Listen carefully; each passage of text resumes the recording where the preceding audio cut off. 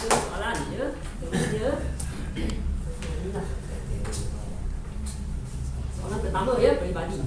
Ceritakan berkenaan sebuah buku yang telah memberi kesan kepada anda. Kita ulang ya.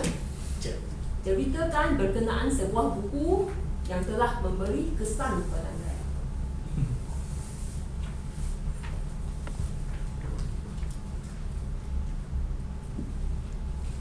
Sebuah buku yang telah memberi kesan kepada saya. Yang sebenar-benarnya, saya bukanlah seorang peminat buku. Saya bukanlah seorang yang suka membaca buku. Tetapi apabila kerajaan telah memberi pelepasan cukai pendapatan, maka saya pun pada mulanya berpura-pura suka membeli buku dan membaca. Dan akhirnya memang suka membaca. Ada sebuah buku yang alhamdulillah tidak saya beli, tapi saya mendapat secara percuma. Tapi saya baca dengan khusyuknya, seolah-olah buku itu saya beli sendiri. Saya percaya anda mungkin telah membaca buku tersebut, The Starbucks Story. Kisah Starbucks. Dan setelah saya baca dari pangkal ke hujung, dari depan ke belakang, dari atas ke bawah, terbalik ke belakang, manalah tahu ada kod rahsia. Apa satu frasa atau satu perenggan di dalam tersebut yang menarik minat saya ialah bagaimana pengasas Starbucks telah mendapat ilham untuk menukar sesuatu yang biasa, kopi, sesuatu yang biasa yang tidak diindahkan oleh orang ramai kepada sesuatu yang luar biasa, yang eksotik. Dan setelah saya habis membaca buku tersebut, saya telah mendapat satu tawaran kerja yang mana saya diberi peluang untuk menggunakan konsep tersebut di dalam pekerjaan yang saya ditawarkan tersebut. Saya akan cuba menggunakan konsep Starbucks untuk menukar sesuatu yang biasa, iaitu simen. Satu beg simen 50 kg, sesuatu yang biasa, berwarna kelabu, tidak diendahkan oleh kita semua kecuali sesiapa yang menjadi kontraktor, kepada sesuatu yang luar biasa, yang eksotik. Mungkin sehingga sesuatu yang ingin orang gunakan untuk sebahagian dari campuran membuat kuih. Dan saya bayangkan bahawa di kaki-kaki lima, di sudut-sudut jalan raya kita akan terdapat kedai-kedai simen ala Starbucks. Sekian.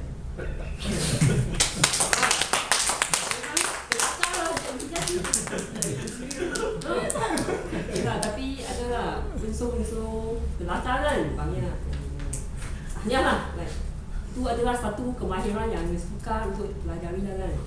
Yang suka kan. Soalan kedua, pemimpin beragama Islam boleh mengunjungi tempat beribadah agama lain. Setuju atau tidak? Jangan ulang ya. Pemimpin beragama Islam boleh mengunjungi tempat beribadah agama lain. Setuju atau tidak?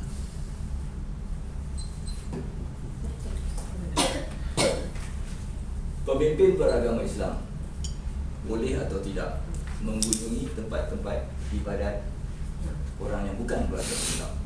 Ya, setuju atau tidak?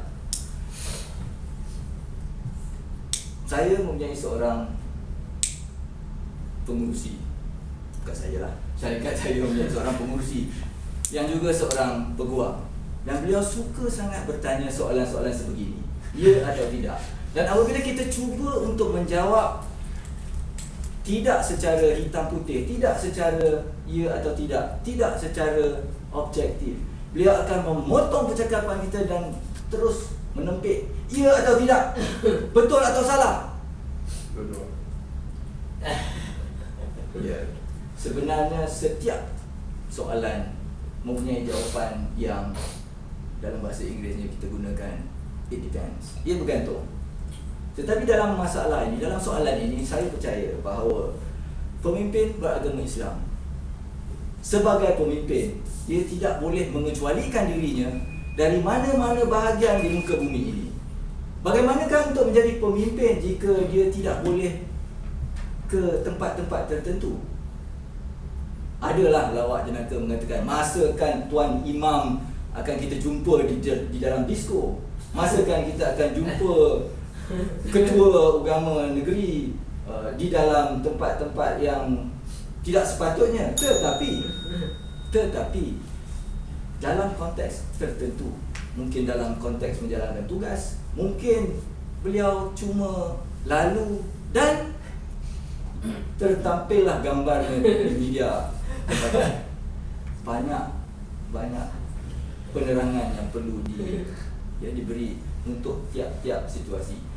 Tetapi sebagai seorang pemimpin, kepada saya tidak bolehlah dia mengecualikan dirinya dari tempat-tempat tertentu ataupun dikecualikan oleh orang-orang lain, oleh undang-undang atau oleh budaya ataupun oleh apa sekalipun tanggapan masyarakat, kerana tidaklah dapat beliau menjalankan tugasnya sebagai pemimpin jika beliau tidak dapat pergi ke semua tempat.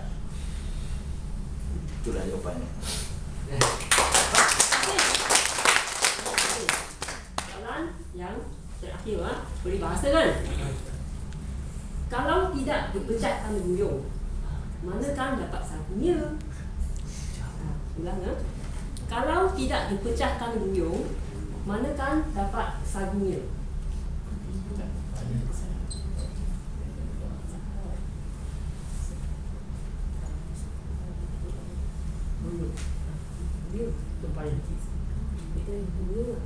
Kalau tidak dipecahkan guyung, guyung ialah tempayan yang kecil. Kan? Kan? Kalau tidak dipecahkan guyung, manakan dapat sagunya?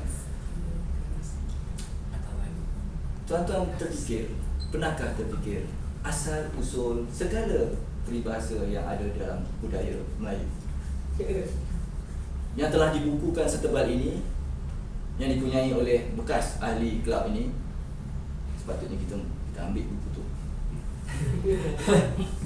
Apa yang menarik minat saya ialah terdapat satu garisan masa di mana terhentinya perkembangan peribahasa Melayu. Kenapa? Kita tidak akan dengar satu peribahasa yang dicipta atau yang dikeluarkan, diterbitkan di tahun 2010. Tidak. Kita tidak akan dengar peribahasa yang telah diterbitkan di tahun 90-an. Tapi ia diterbitkan di zaman-zaman beruyung bersepah-sepah di bumi Melayu ini. Oleh kerana terlalu lamanya, terlalu antiknya peribahasa ini, ramai di antara kita tidak mengetahui apa itu beruyung. Mungkin kita tahu, tetapi apabila diminta untuk dilukiskan atau digambarkan, mungkin susah. Jadi apa yang perlu kita perhatikan di sini? Maksud satu hal, tetapi perkembangan peribahasa Melayu, industri peribahasa Melayu, jika ia boleh dijadikan satu industri. Apa yang saya fikirkan, mungkin sebabnya ialah perkara-perkara yang perlu dirujuk atau digunakan di dalam peribahasa pada waktu moden ini tidak kekal. Jika kita ingin menggunakan terma-terma ataupun rujukan-rujukan internet, contohnya, satu ketika dulu ada perisian yang bernama Netscape, sekarang sudah tidak ada. Jika terciptanya peribahasa menggunakan perkataan Netscape, ramai yang tidak akan mengetahui. Sekarang ini ada Facebook, tetapi mana kita tahu, dengar-dengar ceritanya bulan 3 nanti Facebook akan ditiadakan.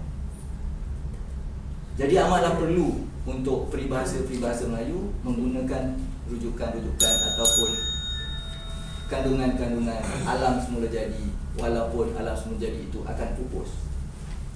Jadi untuk memelihara wujudnya peribahasa Melayu, kita perlu memelihara alam semula jadi. Maka sebab itulah kementerian yang menjaga alam semula jadi ini perlu kita kekalkan. Sekian. Apa itu?